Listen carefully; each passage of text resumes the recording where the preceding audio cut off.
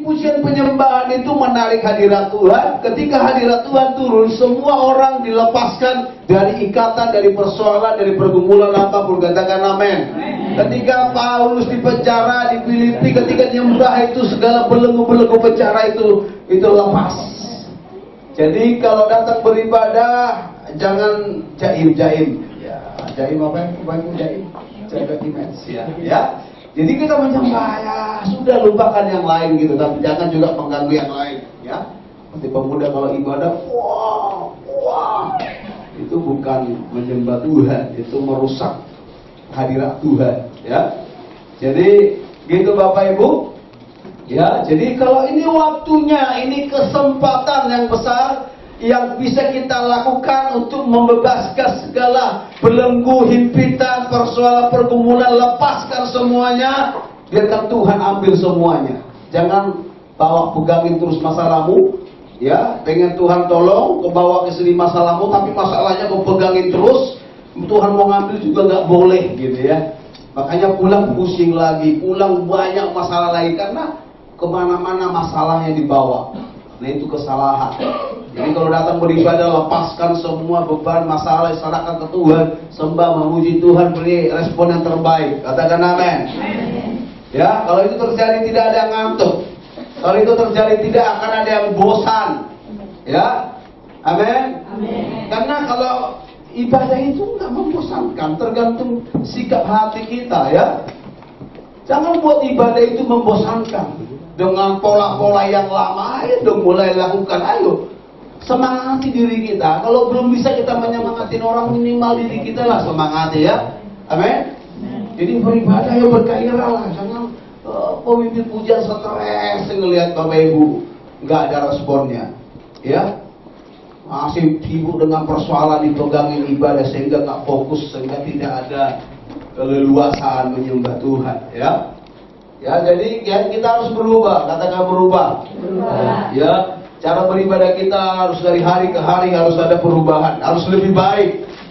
Hanya orang di gereja awalnya menyala-nyala, akhirnya nyungsap, hilang dari peredaran, bahkan ya kasihan gitu ya. Karena firman Tuhan berkata perjalanan orang benar itu seperti cahaya fajar yang makin rembang sampai tengah hari, bukan sampai malam, sampai gelap lagi, enggak ya. Endingnya, finish strongnya itu sampai rembang tengah hari. Jadi Bapak Ibu, mari kalau ibadah lakukan sesuatu yang membuat kita semangat. Kalau di gereja aja nggak semangat cari Tuhan, apalagi di rumah, nggak mungkin. Nehi, ya kan? Kalau di gereja aja udah full musik, masih gak tergoyahkan. Wah. Punya keteguhan hati, tidak tergoyahkan. Sekalipun musik orang lompat-lompat, kita tetap cool. Cool Anda apalagi. Ya. Jadi jangan dong ya. Ini kesempatan kita kalau di rumah terbatas kita menyembah, ya ayo dong di sini sepuas-puasnya. Kami ada pertemuan dengan satu kelompok hamba Tuhan. Setiap bulan kita berdoa berbahasa roh 3 jam, minimal 2 jam. Tidak ada pujian, tidak ada doa yang pelan. Oh bahasa roh raka kok, tua-tua udah umahan. Dia semangat. Mulai jam 11 sampai jam 1, bisa 3 jam itu terus bahasa roh. Oh sampai lompat-lompat dia, raka iya gini-gini. Gak ada yang raka sika, bapak lagi pegangan. Raka sika, gak ada. Tua-tua. Yes, apa memang kayaknya kesurupan itu. Tapi terus kalau kita latih, beban masalah apa ya. Jadi kalau cara menyembah Bapak Ibu di gereja aja masih kayak gitu, kayak yang gini sekarang ini, boro-boro di rumah. Karena di rumah saya nggak berani bahasa roh keras-keras, takut tetangga. Kalau ada 2 pelepasan, saya masuk kamar mandi, saya tutup. Oh, rakasikan aku. Oh, saya tenggingi di kamar mandi. Kalau video callan baru nggak di kamar mandi, di dapur lah. Kamar mandi di kolamnya kelihatan WC, nggak enak juga. Ya, jadi kita harus semangati diri kita. Sekali lagi, kalau bapak ibu di gereja aja kayak gitu cara menyembah Tuhan, boro-boro di rumah, yakin saya lebih jelek, lebih parah. Yang rame-rame aja gak bisa, boro-boro yang sendiri. Jangan-jangan 1-2 menit langsung tertidur. Ya, mic-nya sudah keras-keras, musik sudah keras-keras, masih aja nggak ngefek. Berarti kita belajar ya. Jadi kita belajar sebentar ya. Karena perhatikan Bapak Ibu, sebenarnya saya berkhotbah dampak dari ketika kita mendengar firman Tuhan. Tapi banyak tadi sampai di sini Tuhan arahkan yang lain. Karena Pak Gembala kemarin sudah sampai ke salah satu dampak, yaitu iman kita bertumbuh, ya kan? Ketika iman kita bertumbuh, ya, rohani kita bertumbuh, otomatis berkat-berkat yang kita terima pun pasti bertumbuh. Amin. Ya, haleluya. Amin. Ya, karena berkat kita ditentukan seberapa besar kita mengerti kebenaran itu. Percayalah. Jadi kalau hanya sedikit, ya sedikit berkatnya. Makanya banyak orang Kristen susah sampai tua karena gak ngerti mendapatkan berkat Tuhan. Ya, pengennya berkatnya doang, ya nggak bisa. Ya, baiklah, saya nggak bahas hari ini tentang dampaknya. Ya mungkin Bu Catur akan bahas nanti, Pak Gembala sudah kemarin. Saya hanya mau bahas begini. Kenapa orang sulit untuk mendengar? Ya, judulnya apa sih? Tema kita? Mendengar dengan aktif. Kalau aktif itu kira-kira bagaimana tuh? Memuji Tuhan dengan aktif. Kata aktif itu apa Bapak Ibu? Sampai lakukan. Kalau ada anak-anak, oh ini anak aktif sekali. Pernah dengar ya? Kira-kira apa? Bukan hanya semangat, ke anak-anak aktif itu kemana? Oh, warawiri, pusing kita melihatnya. Itu yang anak aktif, ya kan? Betul ya? Nah, Tuhan kita mau mendengar dengan aktif. Berarti apa? Berarti kita harus agresif, antusias, dinamis, apalagi responsif, aktif. Aktif mendengar. Kalau sekali seminggu mendengar firman Tuhan, aktif gak itu? Tidak. Diaktifkan telinga itu, diaktifkan setiap hari. Sekarang ini loh, gadget itu sangat membantu. Kita bisa download kalau nggak punya ini deh, nggak ada wifi di rumah, nggak ada pulsa, ya carilah teman-teman yang punya wifi. Kesempatan download di khotbah yang membutuhkan iman kita bertumbuh, simpan nanti kalau ada di rumah nggak perlu pakai wifi lagi, nggak perlu pakai kuota lagi, tinggal dengarkan kembali. Halo, amin. Jadi aktif, mendengar dengan aktif. Artinya kita melakukan segala cara. Ngantuk bangun lagi, berdiri dengan berdiri. Ya saya juga banyak berkumpul. Pendeta juga masih manusia, daging. Kadang-kadang khotbah tiba-tiba 15 menit itu, apa tadi khotbah? Padahal baru 15 menit. Ternyata berarti di bagian pertama sudah mulai masuk alam roh lain. 10 menit langsung hilang fokusnya. Bangun-bangun udah setengah. Khotbah tadi apa dibahas nggak tahu. Saya juga sering merasakan itu. Tapi terus.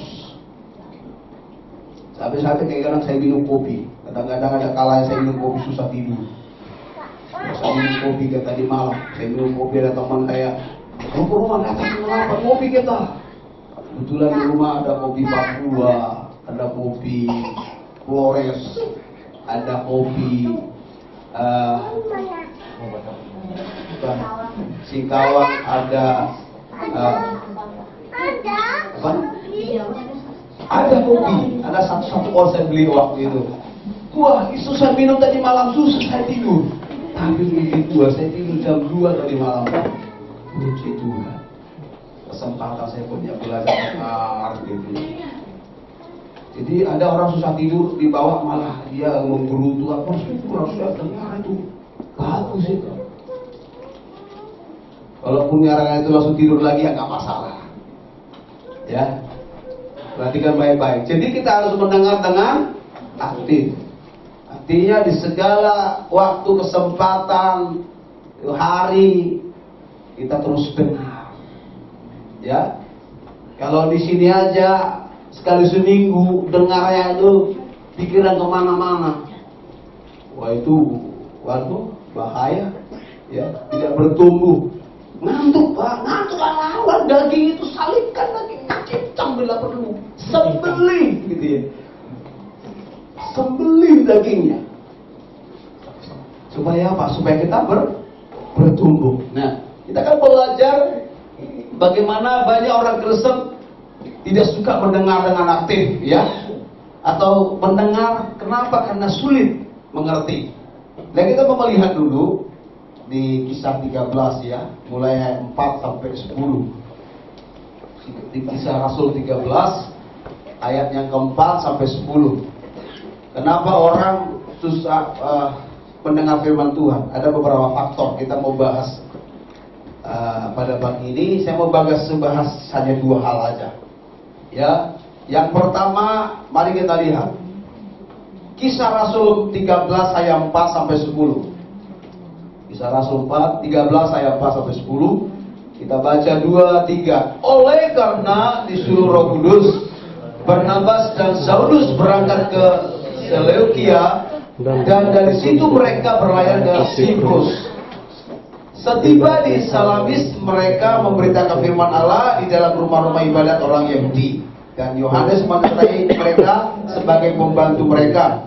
Mereka mengelilingi seluruh pulau itu sampai ke Papos. Di situ mereka bertemu dengan seorang Yahudi yang bernama Bari Yesus. Ia seorang tukang sihir dan nabi palsu. Ia adalah kawan gubernur pulau itu, Sergius Paulus, yang adalah orang cerdas. Gubernur itu memanggil Barnabas dan Saulus karena ia ingin apa? Mendengar firman Allah. Tetapi Elimas, demikianlah namanya dalam bahasa Yunani, tukang sihir itu, menghalang-halangi mereka dan berusaha membelokkan gubernur itu dari imannya. Tetapi Saulus juga disebut Paulus, yang penuh dengan Roh Kudus, menatap dia dan berkata, "Hai anak iblis, engkau penuh dengan rupa-rupa tipu muslihat dan kejahatan. Engkau musuh segala kebenaran. Tidakkah engkau akan berhenti membelokkan jalan Tuhan yang lurus itu?" Perhatikan, ketika gubernur pulau itu, ya, mau mendengar firman Tuhan, dikatakan ayat yang ke-8, tetapi Elimas, demikian namanya dalam bahasa Yunani, tukang sihir itu, menghalang-halangi mereka, berusaha membelokkan gubernur itu dari apa? Imannya. Perhatikan Bapak Ibu, ketika kita mau mendengar firman Tuhan, ya, yang pertama adalah iblis tidak suka. Oke? Ada aja iblis mau coba ganggu fokus kita, pikiran kita, supaya kita tidak bisa fokus mendengar firman Tuhan. Betul apa betul? Makanya tidak salah baca Alkitab satu pasal, tiba-tiba tadi baca apa saya? Lupa apa yang dibaca. Padahal itu satu pasal. Halo. Kenapa? Karena iblis berusaha untuk menggoda. Firman Tuhan katakan iblis itu seperti singa yang mengaum-ngaum. Artinya singa lewat begitu. Gitu kan? Enggak kan? Itu istilahnya singa yang mengaum-ngaum itu bicara di alam roh. Dia terus nih di telinga kita, di pikiran kita. Dia terus mengaum-mengaum. Jangan, ada aja. Itu cucianmu belum selesai, ini belum selesai, itu terus pekerjaan belum selesai. Itu terus diaumin. Dia mengaum, itu bicara alam roh ya. Dia terus. Karena setan itu adalah roh. Ya. Maka ketika gubernur pulau itu pengen mendengar firman Tuhan, iblis itu berusaha membelokkan jalan Tuhan lewat si tukang sihir tadi. Karena kalau kita mendengar firman Tuhan dan mengerti, setiap kita pasti dipakai Tuhan dengan dahsyat. Amin. Setiap kita dipakai berdampak, hidup kita gak bakalan hidup susah terus.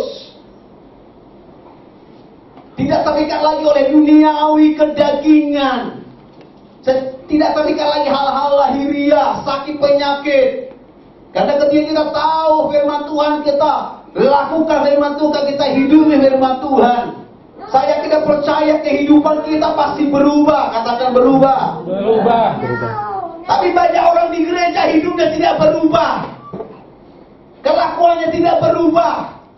Sikapnya tidak berubah. Kenapa? Karena dia tidak tahu, tidak mengerti firman Tuhan. Iblis berusaha untuk apa? Mencuri benih itu. Nah, kita akan belajar lebih dalam lagi. Artinya yang pertama, kenapa seseorang sulit untuk mendengar firman Tuhan, apalagi dengan aktif? Ya, karena kalau kita nggak persiapkan hati kita mendengar firman Tuhan, maka iblis akan terus belokkan pikiran kita, belokkan lagi. Udah fokus lagi, belokkan lagi.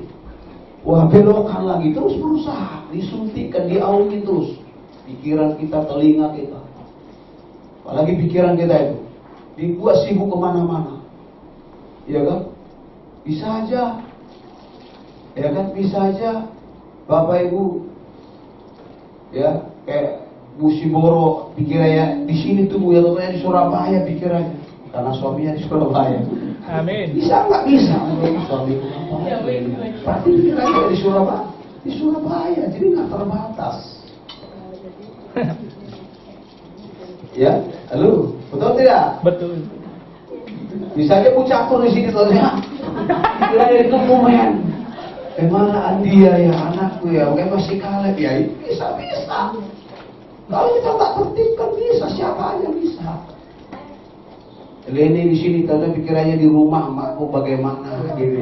Itu selalu, jadi makanya nggak bertumbuh kalau kita terus izinkan auman iblis terus di telinga kita, sehingga kehidupan kita nggak pernah bertumbuh. Jadi tidak salah kalau lihat jemaat begitu-begitu aja imannya. Yang model apapun sudah dipanggil pengkhotbah, penginjil, yang tukang gebuk, nabi-nabi, rasul-rasul dipanggil, tapi nggak berubah-berubah. Ya kan? Ada yang merasa sampai batuk ya.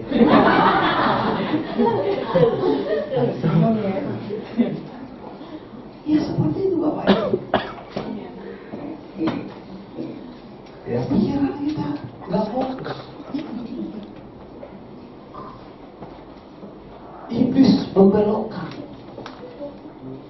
Bisa bayangkan Bapak Ibu kalau kita ini semua dengar firman Tuhan, kita hidupi terus, kita menyala berkobar, apakah iblis gemetaran? Kemana kita pergi iblis begini terus? Kalau mau pergi komandannya enggak suruh, jadi tidak mau dia tetap bertahan tapi gemetaran. Kita baru lewat. Bisa bayangkan itu. Dan iblis tidak mau itu terjadi, sehingga dia coba terus menggoda. Ya kan? Tiba-tiba Bu Iwi di sini dengan totonya pikirannya ada di Pondok Kelapa. Kenapa yang sama di bapaknya jual? Bisa. Tanggal di sini totonya persetakannya yang tidak. Bagaimana besok belum selesai, harus ada cetakan, harus ada besok jam sekian harus ada ini yang harus datang yang ambil undangan gitu. Bisa nggak bisa? Bisa juga kan wawancara habis dari sini. Waduh, bagaimana ini nanti jam berapa yang wawancarain? Bisa nggak bisa? Nah, iblis akan terus berusaha membelokkan pikiran kita supaya kita tidak mengerti firman Tuhan. Itu yang pertama. Iblis tidak senang. Iblis akan berusaha terus mati-matian dia. Karena memang dia udah harus mati, jadi dia cari orang lain supaya juga ikut mati seperti dia. Ya, hati-hati, fokus. Katakan fokus. Fokus. Ya, mulai fokus. Dengar. Balik lagi, kalau udah lewat nggak ngerti, baca lagi ulang. Lain lagi, baca lagi ulang. Jangan pergi kemana-mana. Kadang-kadang karena kita mengejar satu hari 5 pasal terus, yang penting nggak ngerti, blank semua, yang penting lewat. Seperti kalau kita baca bersama-sama ini, mamanya Yordan yang ini, kita pindah, kan kedengaran. Dia langsung buka lagi, 14 selesai. Padahal tadi dia baca. Lah kamu bacanya? Adik katanya, kita lagi baca asik, kita buka kebunyi, dia buka 15. Kita yang baca punya kita, karena kita balik kedengaran sama dia itu, dia juga ikut hitung 13, 14, kalau dia pasti 13. Nah, apa tadi kau baca? Lupa kali itu. Ya, hati-hati. Susah fokus baca Alkitab, itu sakit itu. Perhatikan baik-baik. Kalau kita udah susah baca Alkitab, gak bergairah, ya, gak antusias, itu kita udah sakit. Percayalah. Mau kamu sakit. Ya. Kalau sudah gak lihat baca Alkitab, malas berdoa, itu orang sakit rohnya. Ya, jadi harus sembuh. Katakan saya harus sembuh. Saya sembuh. Harus sembuh ya. Jadi itu yang pertama. Kenapa orang susah mendengar firman Tuhan, apalagi dengan bicara aktif? Karena dibutuhkan fokus memang. Iblis akan berusaha terus. Itu yang pertama. Yang kedua, kenapa seseorang sulit untuk mendengar? Yang kedua, mari kita lihat Yesaya 29 ayat 13.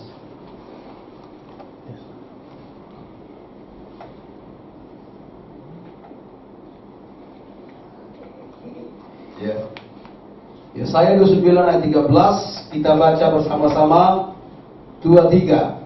Dan Tuhan telah berfirman, oleh karena bangsa ini datang mendekat dengan mulutnya dan memuliakan aku dengan bibirnya, padahal hatinya menjauh daripadaku dan ibadahnya kepadaku hanyalah perintah manusia yang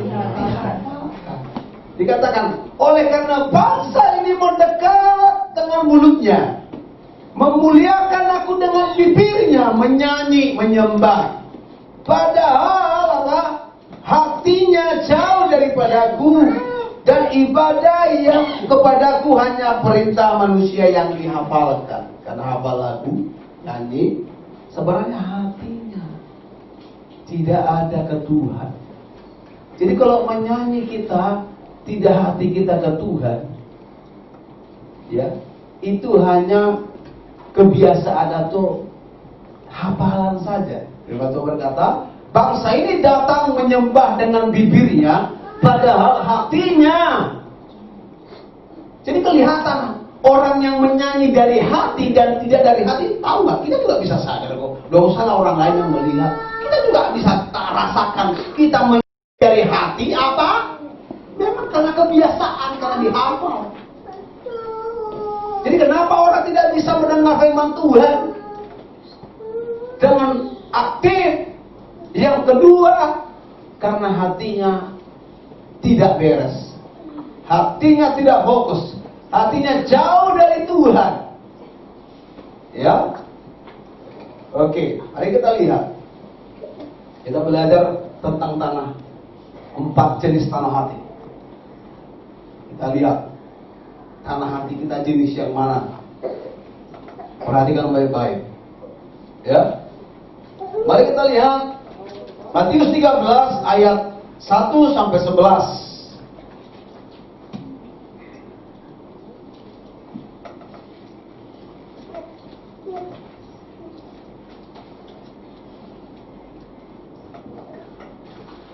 Matius 13 ayat 1 sampai 11, demikian firman Tuhan.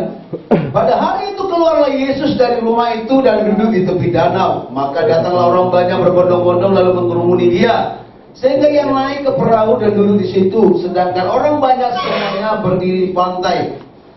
Dan ia mengucapkan banyak hal dalam perumpamaan kepada mereka. Katanya, adalah seorang penabur keluar untuk menabur.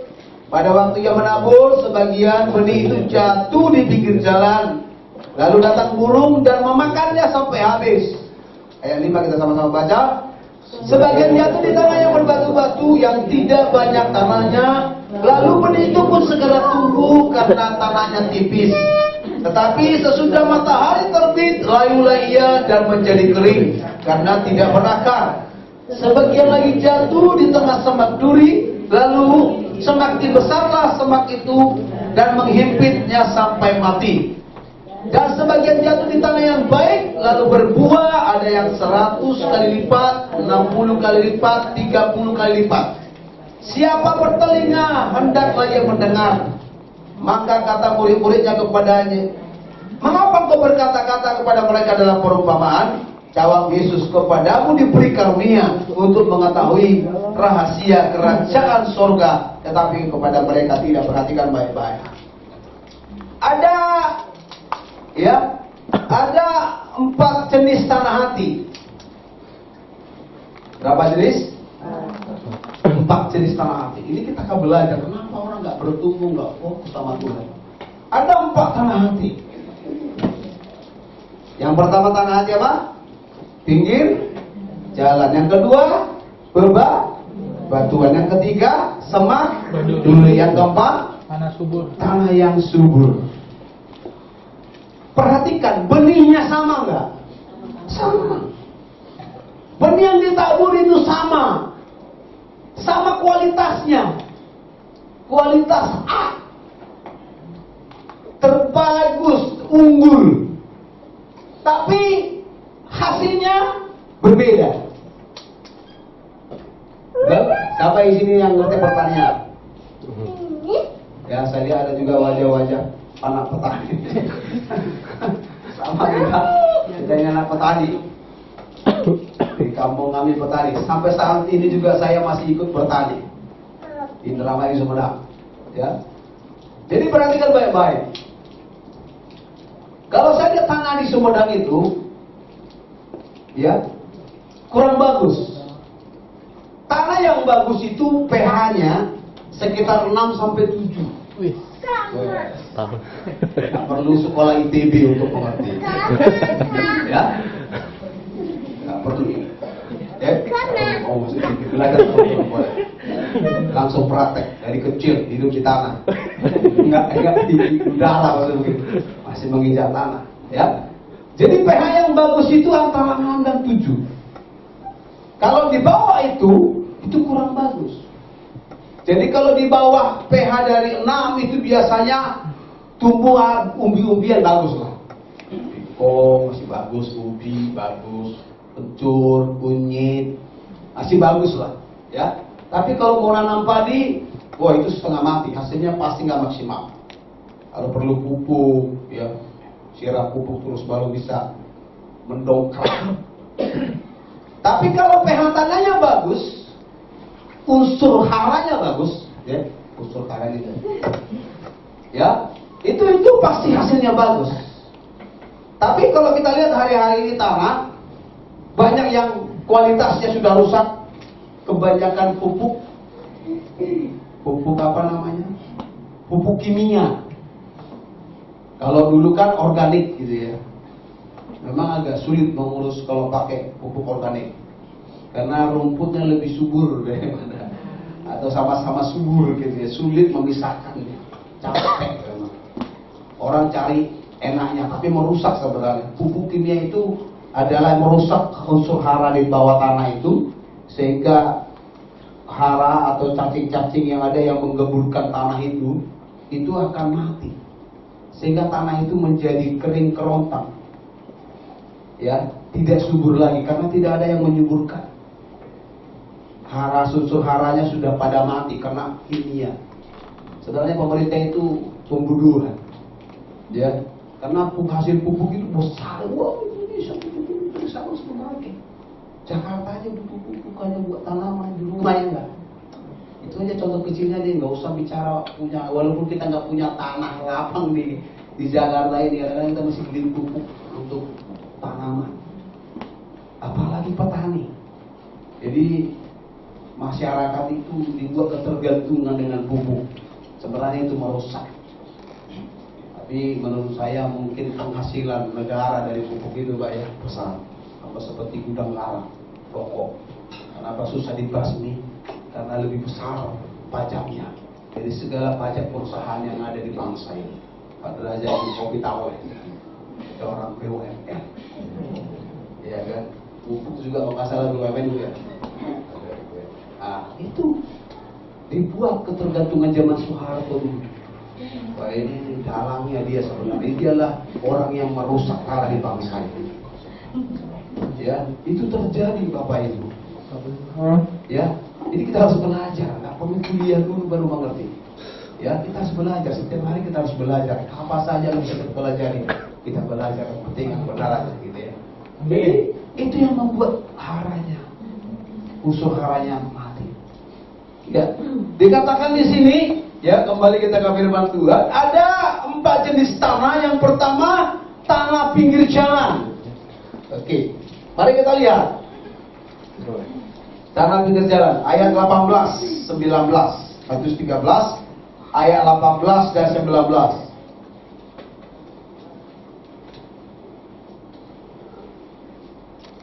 Matius 13 ayat 18 sampai 19 kita baca 2-3. Karena itu dengarlah arti perumpamaan penabur itu.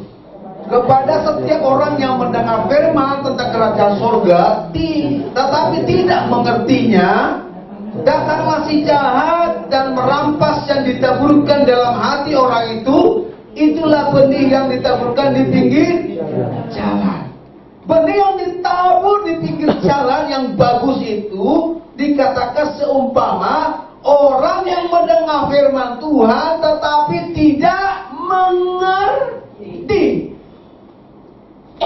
Kenapa tidak mengerti? Coba kira-kira kenapa tidak mengerti, Bapak Ibu? Kenapa nggak ngerti ya?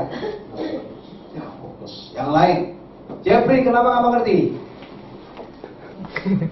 Kalau salah jawab, pecat jadi ponakan kamu. Kenapa? Tidur kan? Ya, survei membuktikan kan kuis. Bisa karena tidur. Apalagi? Tidak. Apalagi? Karena nggak memberi hatinya. Kenapa orang tidak mengerti? Tiap minggu dihotbahin bertahun-tahun, dari sekolah minggu sampai nenek-nenek, kakek-kakek, nggak mengerti. Kenapa? Karena tanah hatinya di gereja. Faktornya apa? Bisa aja di gereja, apalagi zaman sekarang ini, Alkitab. Ya, karena Alkitab lagi, Alkitab gampang dibawa kemana-mana, ya enggak? Sebenarnya membantu sebenarnya kalau kita benar-benar melakukannya. Makanya di tab saya ini nggak ada kartunya, nggak ada saya download apa-apa. Karena saya takut tergoda. Ternyata bisa nggak digoda? Bisa. Kalau ini kalau lagi sedikit ngantuk kan, untuk mengalihkan supaya nggak ngantuk kita pencet WA. Seakan-akan kita lihat firman Tuhan, tokonya WA. Yang muda sering gitu aja, wajah-wajah yang suka begitu. Ya, apalagi kalau yang khotbah sepertinya ngawur.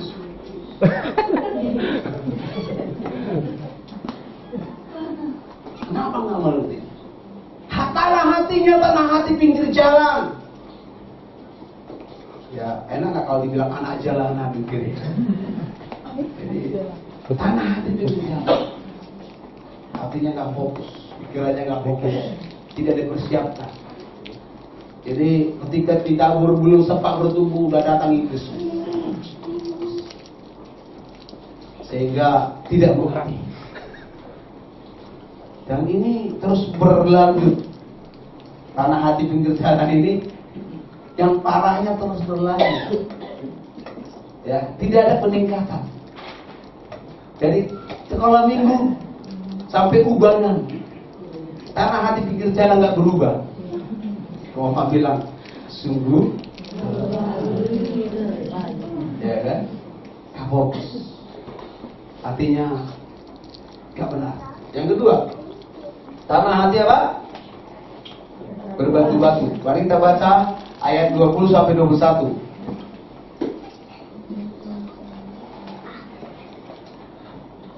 Dua tiga.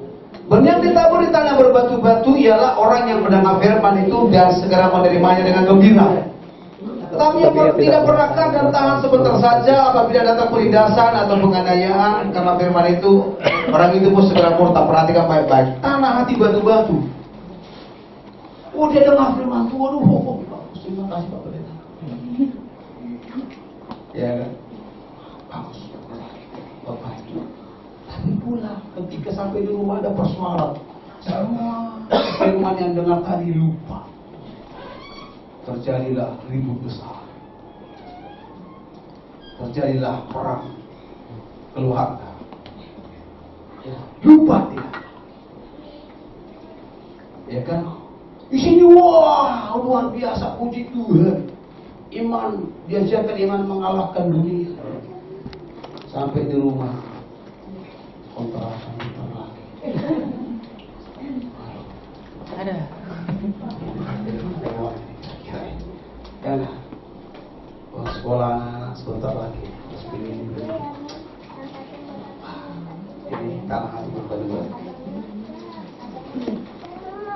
Atau masih menyimpan sakit hati. Ketika dengan firman Tuhan tetap pengampunan. Ya bagus. Terima kasih. Tersentuh karena dia belum mengampuni. Tapi sampai di rumah ketemu orang itu. Tanah hati berbatu-batu adalah ada kekecewaan, sakit hati, kebencian, tidak mengampuni. Itu tanah hati apa? Berbatu. Kita harus singkirkan itu batu-batunya. Kalau kita mau bertumbuh, kita harus singkirkan apa? Batu-batu. Karena kalau selagi batu itu masih ada, sampai kapanpun engkau tidak akan bisa bertumbuh. Karena tidak akan pernah ada benih yang tumbuh di atas batu. Tak ada. Kecuali lumut. Suka lihat lumut? Lumut bisa dimakan nggak? Berguna nggak itu lumut? Itu hanya membuat orang tergelincir dan jatuh. Pernah injak batu yang ada lumutnya? Saya pernah jatuh gara-gara injak lumut yang di batu yang ada lumut. Jadi kalau kita punya tanah hati batu-batu yang tumbuhannya apa? Lumut.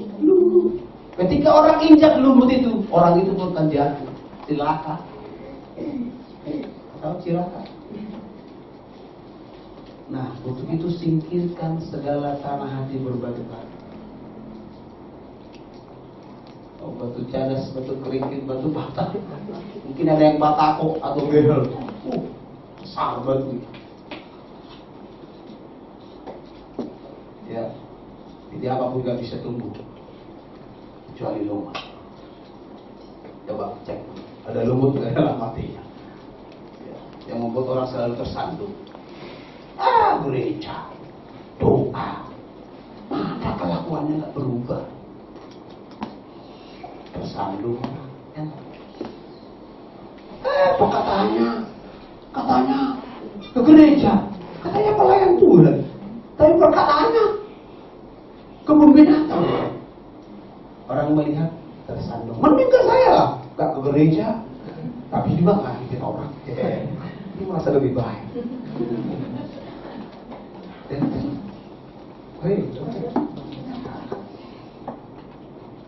Kenapa?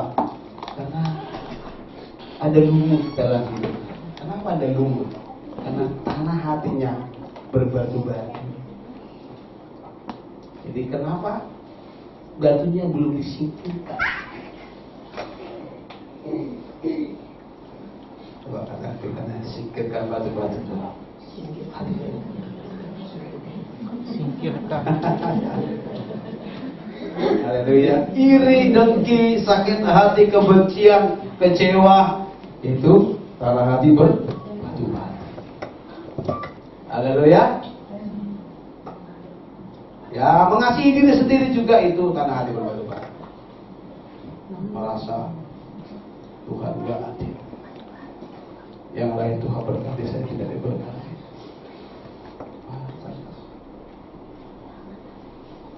Haleluya. Singkirkan.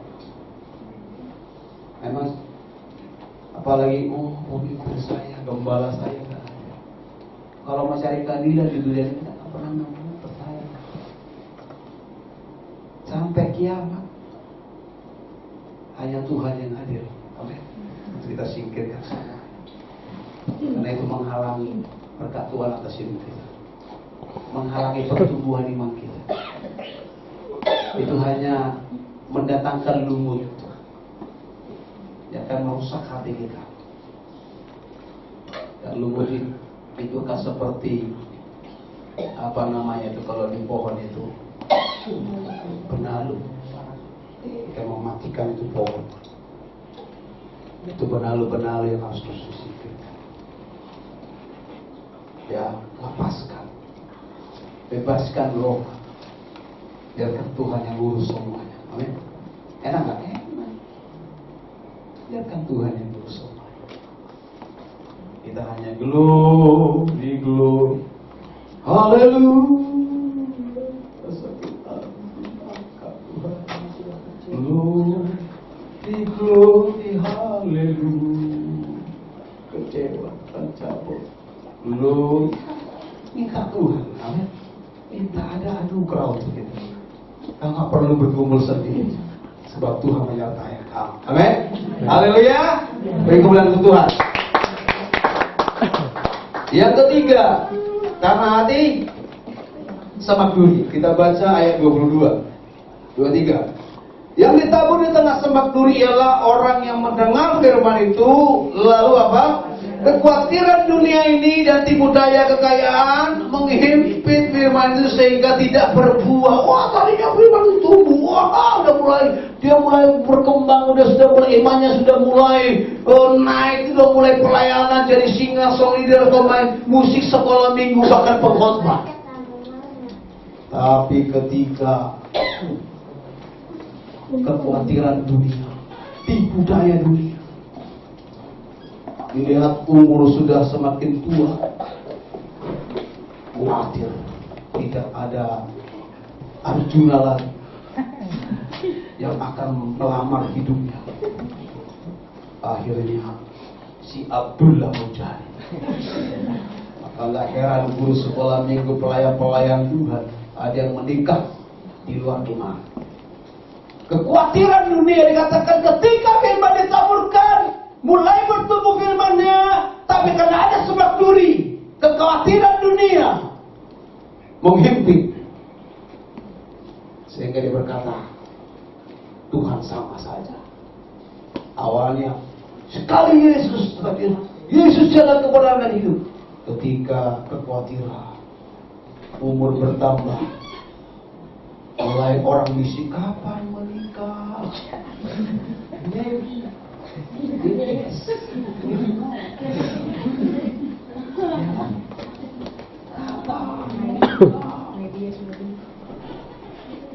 Wah, ada teman saya, dia hebat, puasa dahsyat dia. Dia pernah sampai di rumah 3 hari mau 2 puasa. Jujur itu memberkati saya secara pribadi. Kami waktu itu pergi dan ramai, jadi dia hanya 1 hari pertama kita temani di rumah. Tapi selanjutnya dia sendiri di rumah. Dia apa? Kamar harus kita bersihkan. Agak kuat, buat doanya, puasanya kuat. Dia doa. Saya dengar malam kan, pagi siang malam dia jam 8 doa, 2 lagi jam 10, jam 2 doa, jam 4 doa, pagi doa terus hebat. Sampai dalam hati saya, tetangga saya bagaimana ini? Kok dia nyanyi? Gua nggak peduli. Saya doa, terima kasih Tuhan, saya diberkati. Diberkati Tuhan, tolong saya mampukan saya juga berdoa. Terus hari kedua sama. Pas hari pergi, luar biasa. Tapi umurnya 41 tahun. Cewek. Tapi dia khawatir. Kenapa orang bilang, kamu harus nikah. Nanti kalau umurmu sudah 40 lebih, susah punya anak. Wah, kekhawatiran dunia mulai masuk. Auman iblis mulai mempengaruhi imannya. Ya, saya harus nikah tahun ini Tuhan. Kalau boleh ke saya nikah tahun ini. Ya berdua seperti itu. Karena kalau nanti lewat-lewat lagi, takut saya nggak punya anak. Nah ini mulai kekhawatiran dunia menguasai pikirannya. Ketika firman itu bertumbuh, dikatakan kekhawatiran dunia, tipu daya kekayaan menghimpit firman itu sehingga tidak berbuah. Kekhawatiran, ya khawatir nggak dapat jodoh, khawatir nggak dapat pekerjaan, khawatir nggak bisa bayar itu, nggak bisa makan ini, nggak bisa makan itu. Ini menghimpit firman itu sehingga tadinya sudah mekar, sudah mau berbuah, bulirnya sudah mulai keluar, tapi karena keikat semak duri, akhirnya benihnya, kalau padi itu gabah, akhirnya yang keluar.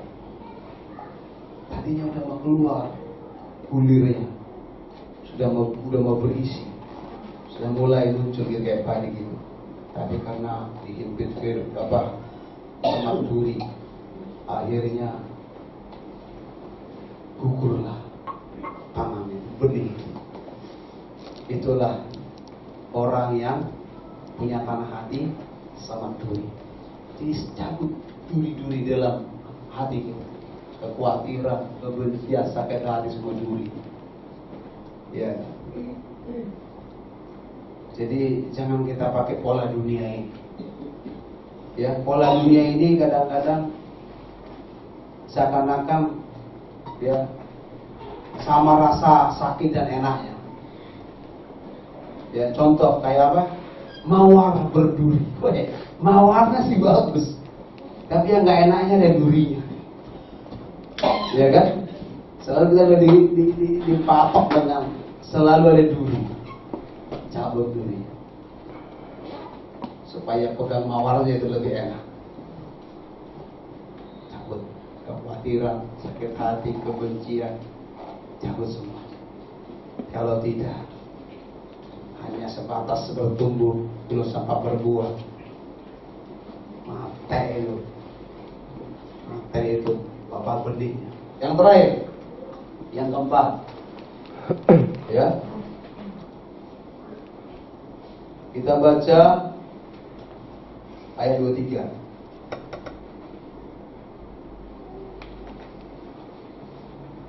Kita baca ayat 23. Yang ditabur di tanah yang baik ialah orang yang mendengar firman dan mengerti, dan karena itu ia berbuah. Ada yang 100 kali lipat, ada yang 60 kali lipat, ada yang 30 kali lipat. Takaran iman masing-masing itu memang berbeda. Tapi ketika hati kita sudah baik, pH-nya sudah bagus, ya, maka benih yang ditaburkan akan bertumbuh, berakar, dan berbuah. Ada yang 30, 60, dan 100 kali lipat. Halo, amin. Untuk itu izinkan dibajak tanah hati kita, terus dibajak oleh firman Tuhan. Biar dibajak terus, dibajak. Supaya ketika dibajak, singkirkan semua bebatuan, semak duri semua disingkirkan. Maka kalau kita izinkan tanah hati kita dibajak, semua semak duri, sakit hati, kebencian dicabut, dibuang, batu-batu dibuang semua. Akhirnya apa terjadi? Tanahnya jadi subur, diolah, digembulkan kembali, unsur haranya terus ditumbuhkan, sehingga apa? Tanahnya menjadi tanah yang subur, tanah yang baik.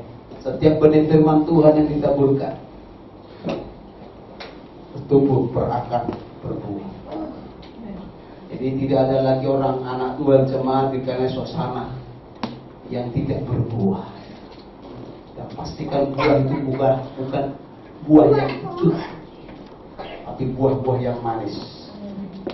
Kalau buah kecut itu orang makannya tuh mukanya kayak. Kalau buah yang kecut cocoknya hanya untuk wanita hamil. Jangan kita menghasilkan buah-buah yang kecut, tapi buah-buah yang manis. Amin. Bagaimana itu bisa terjadi? Ketika tanah hati kita, tanah hati yang baik, tanah hati yang subur. Amin. Haleluya. Oke, kita lain. Ayo.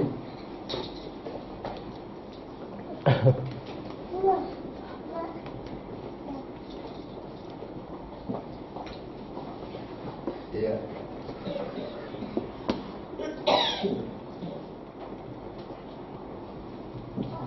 Mari kita lihat dulu di 1 Samuel 15.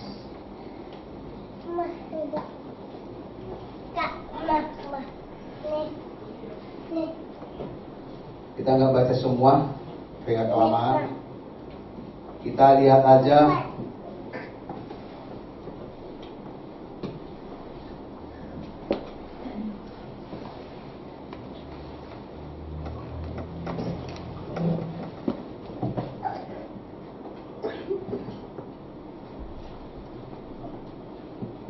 Ayat 13 mulai. Ayat 13 sampai 23.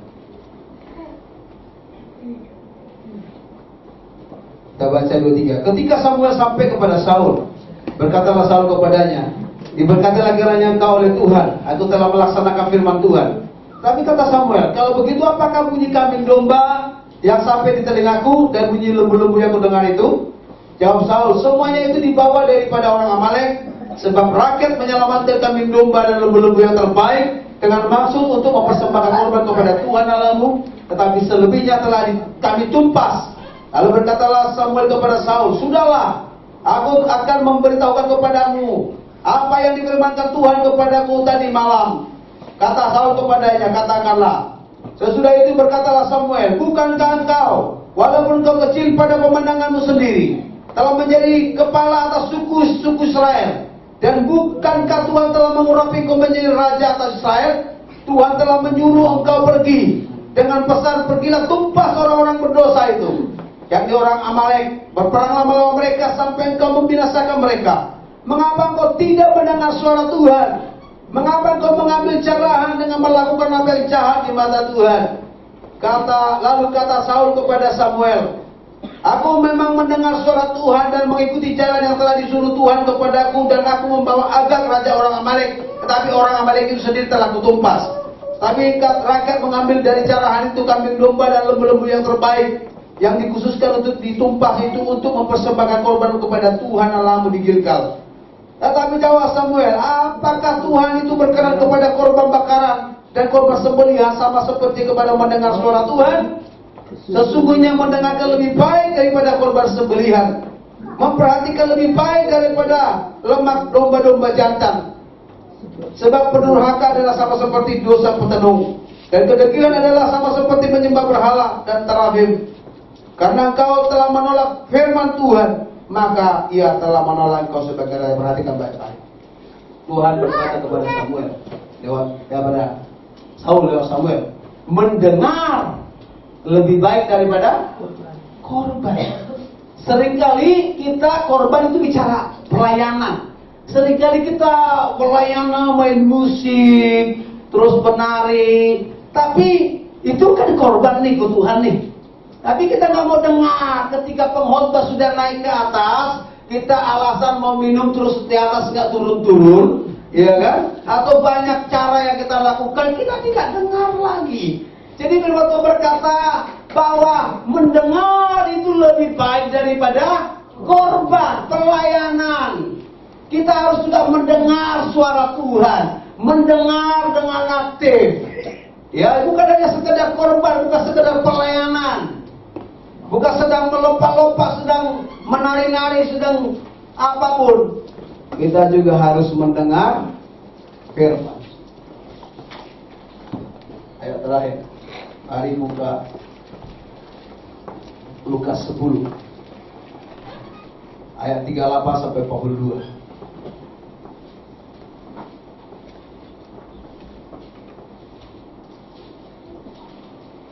Lukas 10 ayat 38 sampai 42. Kita baca dengan sepakat. 2, 3. Ketika Yesus dan murid-muridnya dalam perjalanan, tibalah ia di sebuah kampung. Seorang perempuan yang bernama Marta menerima dia di rumahnya. Perempuan itu mempunyai seorang saudara yang bernama Maria. Maria ini duduk dekat kaki Tuhan dan terus mendengarkan perkataannya. Sedangkan Marta sibuk sekali melayani. Ia mendekati Yesus dan berkata, Tuhan, tidakkah engkau peduli bahwa saudaraku membiarkan aku melayani seorang diri? Suruhlah dia membantu aku. Tetapi juga menjawab, Marta, Marta, engkau khawatir dan menyusahkan diri dengan banyak perkara, tetapi hanya satu saja yang perlu. Maria telah memilih bagian yang terbaik yang tidak akan diambil daripada yang perhatikan. Ketika Yesus sedang menyampaikan firman Tuhan, Marta sibuk melayani. Tapi Maria tidak dengar firman Tuhan. Marta merasa dia benar. Dia berkata, Tuhan, tidakkah engkau peduli? Suruhlah saudaraku Maria bantu aku melayani. Yesus berkata, Marta, kau telah menyibukkan diri dengan banyak hal. Cuma satu yang terpenting. Dan Maria telah mengambil apa itu? Mendengar firman Tuhan. Dengar firman Tuhan. Saya selama ini termasuk senang penginjilan keliling-keliling, pelayanan ke sana sini. Tuhan, saya senang pada waktu itu. Tapi 1 tahun terakhir ini, Tuhan suruh saya untuk banyak bersekutu mendengar, berdoa mendengar, doa puasa mendengar. Dan saya mulai berdisiplin diri untuk mendengar. Saya dengar kasih khotbah malam-malam. Saya dilawat Tuhan, saya berdoa, saya nangis, saya berkata firman. Karena mendengar lebih baik daripada korban. Banyak orang sibuk melayani, dia pikir itu melayani Tuhan. Belum tentu ya, melayani Tuhan dan melayani pekerjaan Tuhan itu berbeda. Kalau kita melayani Tuhan sudah pasti melayani pekerjaan Tuhan. Tapi kalau kita melayani pekerjaan Tuhan belum tentu melayani Tuhan. Artinya begini, kalau kita melayani pekerjaan Tuhan, leader, singer, khotbah segala macam, itu kan melayani pekerjaan Tuhan, bukan melayani Tuhan. Melayani Tuhan itu adalah duduk tengah Tuhan, terus bersekutu dengan Tuhan, berkhotbah, singer, menari segala macam itu melayani pekerjaan Tuhan. Jadi melayani pekerjaan Tuhan belum tentu melayani Tuhan. Maka Tuhan berkata di Matius pasal 7 ayat 21-23, ya kan, akan ada orang berseru-seru, Tuhan, aku sudah penginjilan, sudah bernubuat, sudah mengadakan mujizat dengan nama Tuhan. Aku sorry, I don't care. Sorry, saya tidak peduli. Kenapa? Dia melayani diri sendiri, kemauannya, bukan melayani Tuhan. Dia pikir karena penginjilan itu ada ayatnya gitu ya. Tuhan suruh apa tidak? Doa. Melayani Tuhan itu bersekutu. Banyaklah bersekutu. Jangan yang banyak nari-nari, main gebuk-gebuk sana sini. Ya kan? Tapi berdoa, 2 makan, 2 tidur gitu. Baca kitab seenaknya. Merasa kau sudah melayani. Cuma udah melayani. Melayani siapa? Bukan di gereja saya melayani. Setan juga ada di gereja, loh, percaya nggak? Setan tak takut masuk gereja. Tapi ketika kau hidup dalam kebenaran, firman, setan akan takut atas hidup. Jadi jangan bangga pelayanan di tempat ini. Kalau itu hanya sekedar lip service.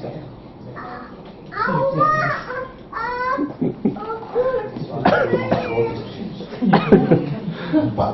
sama ini mama dulu 3.000-an. Nempel dikit keju. Iya kan? Kalau anak sibuk, bahkan orang tua sampai protes-protes. Aku di gereja. Ngapain aja kau di gereja? Ya, nah, di gereja lama-lama tapi nggak ada perubahan. Tanahnya masih bebatuan, masih tanah berduri, pinggir jalan, yang nggak ada perubahan. Akhirnya mamanya protes. Ngapain aja kau di gereja? Ya, mamanya juga. Bapak ibunya juga orang ajar juga ke gereja kok ditanyain terus kalau di luar sana di gereja ya ya kalau tadi orang seorang pulang sekolah disuruh anak mengaji tiap hari ini sekali seminggu di gereja lama aja emaknya protes kemana-mana gitu tapi jadi anak juga jangan kurang ajar karena dikasih kesempatan di gereja hanya ngobrol dulu ya nggak ada yang melakukan itu juga sia-sia.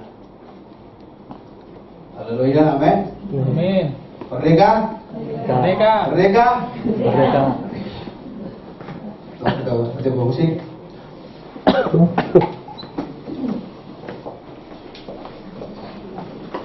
Coba dengan pujian firman berkata kau besertaku.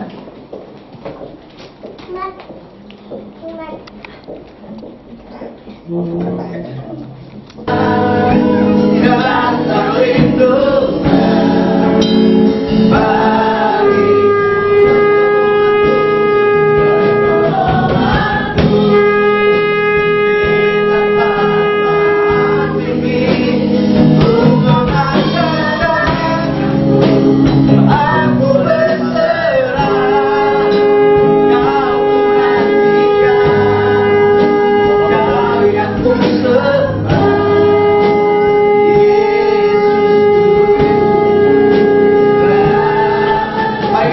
semua kata